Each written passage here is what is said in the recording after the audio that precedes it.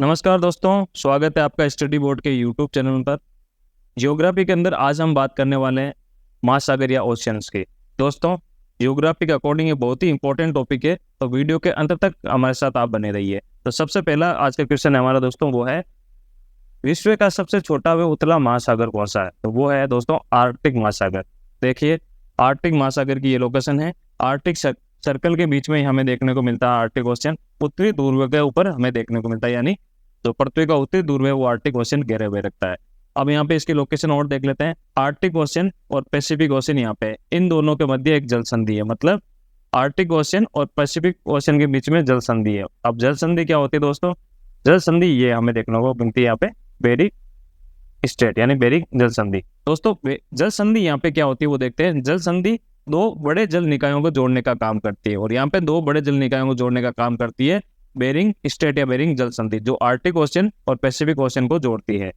तो दोस्तों, इसकी लोकेशन आर्कटिक ओशन की देखा जाए तो उत्तरी अमेरिका और यूरेशिया के उत्तरी तटों से घिरा हुआ है, और साल का अधिकांश समय यहाँ पे बर्फ से ढका हुआ होता है। देखिए, ये है हमारा आर्कटिक ओशन की लोकेशन। अगर हम देखें तो ये है आर्कटिक ओशन। और आपने अगर इस मैप में, पृथ्वी के गोल्ड मैप में अगर देखें तो यहाँ पे हमें दिखेगा नॉर्थ अमेरिका, यहाँ पे रशिया और यहाँ पे ग्रीनलैंड जिसको डेनमार्क कहते हैं। यहाँ पे इसकी लोकेशन देखने को मिलेगी आर्कटिक ओशन की। ये देखिए, ये हमारा आर्कटिक ओशन है, ठीक है। और आपने ऐसे फोटोज देखे होंगे जहाँ पे पोलर बियर हमें देखने को मिलते हैं। ये हमारे आर्कटिक ओशन की हमारे यहाँ फोटो देखने को मिलती है। ये आर्कटिक ओशन जहाँ पे साल का जो ज्यादातर समय बर्फ से घिरा होता है, और यहाँ पे पोलर बियर हमें देखने को मिलते हैं। तो ये था आर्कटिक ओशन। अगला क्वेश्चन है दोस्तों, इस महासागर में मोरियाना गर्त स्थित है। दोस्तों, मोरियाना गर्त क्या है वो भी देख लेते हैं।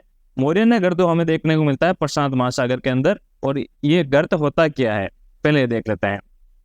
पृथ्वी का सबसे गहरा मोरियाना ट्रेंच या मोरियानाज ट्रेंच पश्चिमी प्रशांत महासागर में स्थित है, ठीक है। ये मोरियाना द्वीप से लगभग 200 किलोमीटर दूर स्थित है, और इसकी अगर लंबाई की बात करें तो लगभग 2550 किलोमीटर और चौड़ाई लगभग 70 किलोमीटर चौड़ा है। ये जो मोरियाना ट्रेंच है, अभी हम डिटेल देखेंगे क्या है। और गहराई लगभग 11 किलोमीटर या 10,984 मीटर गहरा है। ये चैलेंजर द्वीप के रूप में जाना जाता है। अगर देखो ट्रेंच होता है क्या, पहले देख लीजिए। समुद्र के अंदर ये देखो गड्ढा सा, गहरा गड्ढा सा होता है समुद्र के अंदर। ये समुद्र तल है दोस्तों। अगर आपको बात करें, ये समुद्र तल है। समुद्र तल के नीचे ये गहरा गड्ढा सा होता है। और कितना गहरा है ये देखिए। एवरेस्ट की हाइट इतनी है, अगर बात की जाए एवरेस्ट की हाइट यहाँ तक हमें देखने को मिलेगी। उससे भी नीचे लगभग 11,000 मीटर, यानी 11 किलोमीटर नीचे समुद्र तल से इसकी गहराई है। तो ये है ट्रेंच, इसको कहते हैं मेरियाना ट्रेंच। और मेरियाना ट्रेंच दुनिया का सबसे गहरा ट्रेंच है, और ये जो मेरियाना द्वीप है उससे लगभग 200 किलोमीटर दूर स्थित है, ठीक है। चैलेंजर द्वीप के रूप में जाना जाता है। तो ये हो गया मेरियाना गर्त। ये प्रशांत महासागर में स्थित है, ठीक है। पृथ्वी का सबसे गहरा स्थल है। यहाँ पे देखो समुद्र तल के नीचे यहाँ पे गहरा ये स्थान है, और यहाँ पे समुद्र के ऊपर जहाजें चलती है। तो यहाँ से सोचो कितना गहरा होगा, ठीक है।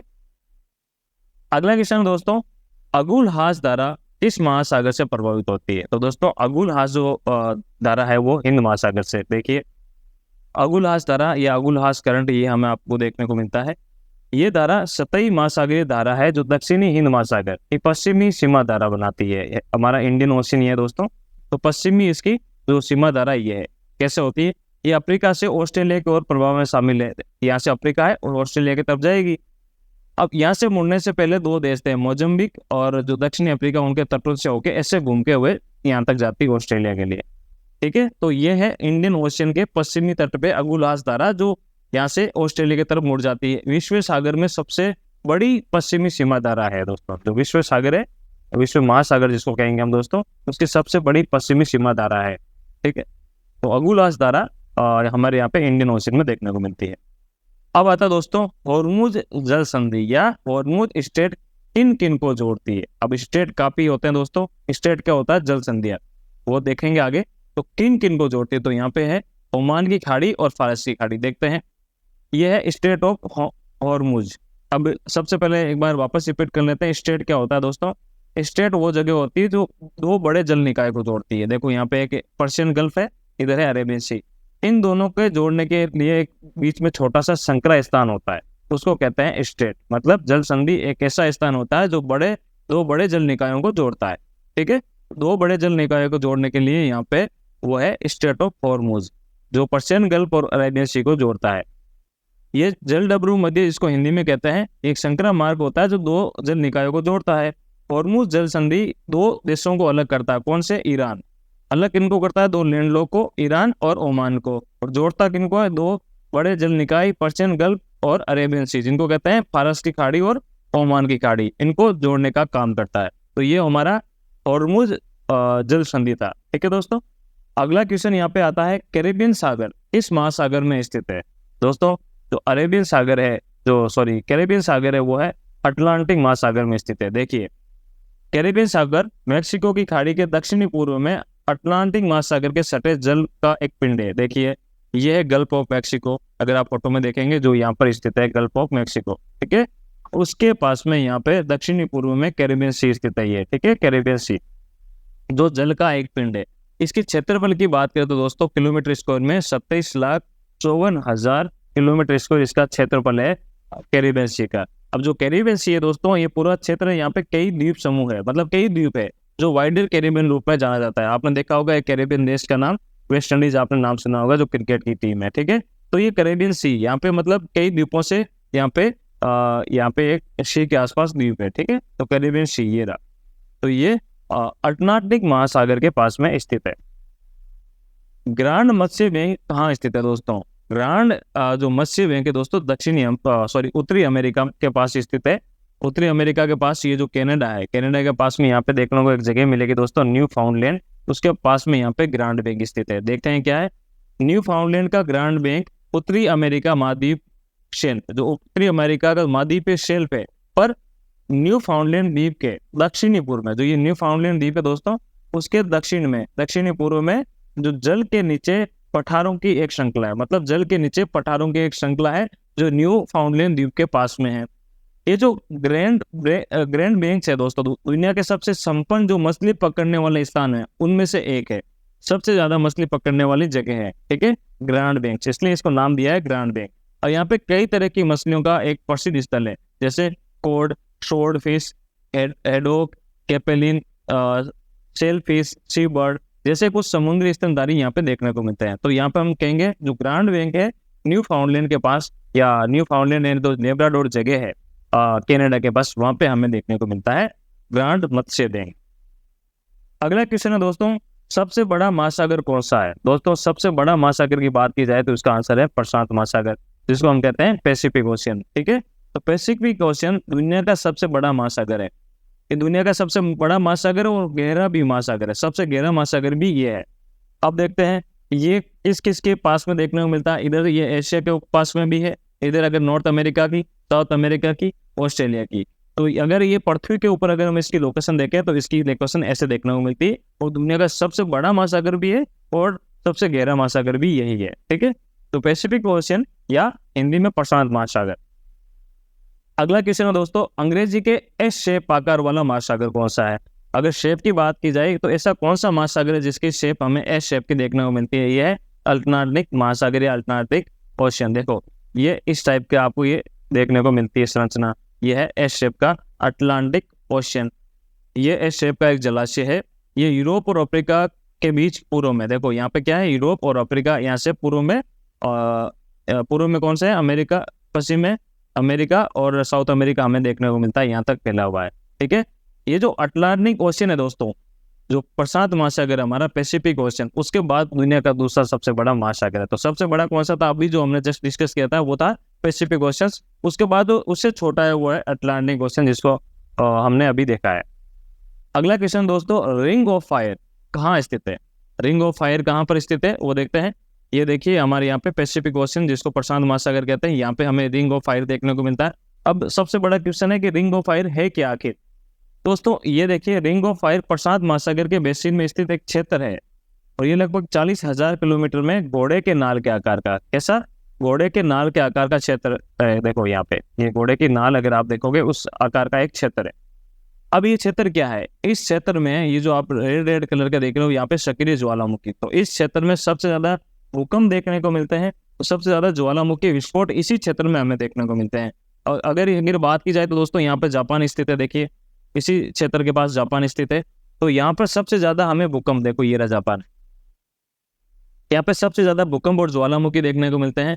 और भी यहाँ पे चीजें जैसे समुद्री खाइयाँ, ज्वालामुखी आर्क, ज्वालामुखी बेल्ट और प्लेट गति, यहाँ पे एक श्रृंखला है पूरी इन चीजों की। तो दुनिया के जो सक्रिय और निष्क्रिय जो ज्वालामुखी, उसका 75% जो क्षेत्र है वो यही है, रिंग ऑफ फायर। तो दुनिया के सबसे 75% जो भूकंप या ज्वालामुखी हमें देखने को मिलते हैं इसी क्षेत्र में हमें देखने को मिलते हैं। ठीक है, तो ये था रिंग ऑफ फायर जो पैसिफिक ओशन या प्रशांत महासागर में स्थित है। अगला क्वेश्चन है दोस्तों, सागरीय गर्म जलधारा क्या है? इनमें से कौन सी है? दोस्तों जो सागरीय गर्म जलधारा है उसका यहाँ पर जो है वो है हिरोशिमा। हिरोशिमा ये जलधारा है, इसका नाम आप जापानीज नाम के अकॉर्डिंग आप देखिए, यहाँ पे दो जलधाराएं आपको दिख रही है, एक येलो कलर की, ये है ओयोशिवो, ये ठंडी जलधारा है। ठीक है, और गर्म जलधारा यहाँ पे हमें देखने को मिलती है वो है हिरोशिमा। ये देखो यहाँ से ऐसे जाती है हिरोशिमा जलधारा, ठीक है, और यहाँ से ऐसे आती है ठंडी जलधारा जिसका नाम ओयोशिमा। हिरोशिमा जिसे काली या जापानी धारा या काली धारा के नाम से जाना जाता है। जापान के पास स्थित होने के कारण इसका नाम पड़ गया जापानीज धारा। इसको काली जलधारा भी कहा जाता है क्योंकि बहुत गर्म जलधारा है। ठीक है, उत्तरी प्रशांत महासागर, वही बात है, कहाँ पर स्थित है? प्रशांत महासागर में, जहां पर हमें रिंग ऑफ फायर देखने को मिला था। ठीक है, उत्तरी प्रशांत महासागर के पश्चिम में उत्तर की ओर बहने वाली एक गर्म जलधारा है। देखो जो प्रशांत महासागर के लिए उत्तर की ओर ये बह रही है। ठीक है, उत्तर की ओर बहने वाली गर्म जलधारा है। हिरोशिमा धारा अटलांटिक महासागर में पाने वाली गल्फ स्ट्रीम के समान है। देखो ये जैसे प्रशांत महासागर में कौन सी? हिरोशिमा जो गर्म जलधारा है, वैसी ही अटलांटिक ओशन में एक गर्म जलधारा जिसका नाम है गल्फ स्ट्रीम, उसके समान है, जो पूर्वी क्षेत्र की ओर उत्तर की ओर जाने वाली उष्ण कटिबंधीय जल पहुंचाती है। तो दोस्तों ये थी हमारी इनमें से गर्म जलधारा जिसका नाम था हिरोशिमा, जो प्रशांत महासागर हमें देखने को मिलता है, एक जापानीज नाम है। ठीक है, अगला क्वेश्चन है दोस्तों डोवर जल संधि। हम दोस्तों हम आज पढ़ रहे हैं महासागर के बारे में, तो महासागरों में जल संधि बहुत इंपॉर्टेंट टास्क है, बहुत इंपॉर्टेंट क्वेश्चन इसमें से पूछे जाते हैं, तो जल संधि आपको पता होना चाहिए। तो दोस्तों आगे बढ़ने से पहले एक और चीज आपको बता दूं, अगर आपको इसी टाइप का कंटेंट पसंद है, अगर आपको ऐसी चीजें हमारी मेहनत पसंद आई तो हमारे चैनल जरूर सब्सक्राइब कीजिए, दोस्तों के साथ भी शेयर कीजिए, हमें इससे बहुत मोटिवेशन मिलता है। आप हमारे दो और भी वीडियो जो प्लेलिस्ट में अवेलेबल है वो भी देखिए, यूट्यूब चैनल में शॉर्ट्स भी अवेलेबल है वो भी जाके देखिए, इससे हमें काफी मोटिवेशन मिलता है और भी वीडियोस हम लाते रहेंगे। अगला क्वेश्चन देखते हैं, डोवर जल संधि कहाँ स्थित है? तो डोवर जल संधि दोस्तों इंग्लैंड और फ्रांस के मध्य स्थित है। देखते हैं, यहाँ देखें, यह है स्टेट ऑफ डोवर। अभी हमने बात की थी जल संधि क्या होती है दोस्तों, दो बड़े जल निकायों के बीच में एक संकड़ा सा मार्ग होता है। तो यहाँ पे दो बड़े जल निकाय है, इंग्लिश चैनल और दूसरा बड़ा निकाय है नॉर्थ सी, जो उत्तरी सागर, इन दोनों को जोड़ने का काम करती है स्टेट ऑफ डोवर, जो एक संकड़ा मार्ग है।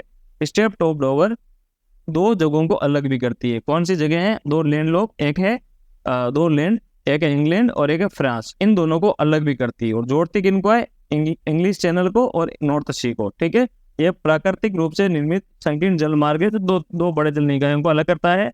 और जो डोवर जल संधि आमतौर पे इंग्लैंड चैनल और उत्तरी सागर को अलग करने का काम करती है। तो ये थी डोवर जल संधि। अगला क्वेश्चन यहाँ पर आता दोस्तों, अदन की खाड़ी। अदन की खाड़ी या गल्फ ऑफ अदन कहाँ पर स्थित है? दोस्तों ये स्थित है हमारा इंडियन ओशियन, देखो यहाँ पे हिंद महासागर जिसको कहते हैं इंडियन ओशियन, यहाँ पर स्थित है। अदन की खाड़ी हिंद महासागर में स्थित है और अफ्रीका में पूर्व प्रायद्वीप और सोमालिया के दक्षिणी तट पर यमन में स्थित है। ये सोमालिया का दक्षिणी तट है, वहाँ पे स्थित है। और यहाँ पे जो अरब का पार्ट है यमन, यहाँ पे हमें देखने को मिलती है। अदन की खाड़ी अरब सागर में यमन, ये अरब सागर का यमन है और यहाँ पे सोमालिया के पास में हमें गल्फ ऑफ अदन देखने को मिलता है। ठीक है, यह है गल्फ ऑफ अदन यानी अदन की खाड़ी। तो इसकी लोकेशन इंडियन ओशियन में है और सोमालिया और यमन के बीच में हमें ये देखने को मिलती है।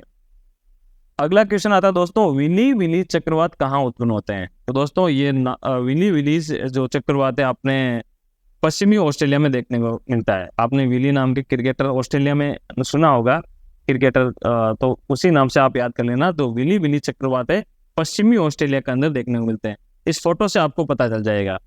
ये विली विली चक्रवात अलग अलग टाइप के हैरिकेन्स, साइक्लोन्स, टाइफोन्स, हरिकेन्स पाथ्स, ठीक है, ये हरिकेन पाथ्स है। तो यहाँ पे विली विली जो टाइप के जो चक्रवात है हमें ऑस्ट्रेलिया में, जो पर्टिकुलरली पश्चिमी ऑस्ट्रेलिया के अंदर देखने को मिलते हैं।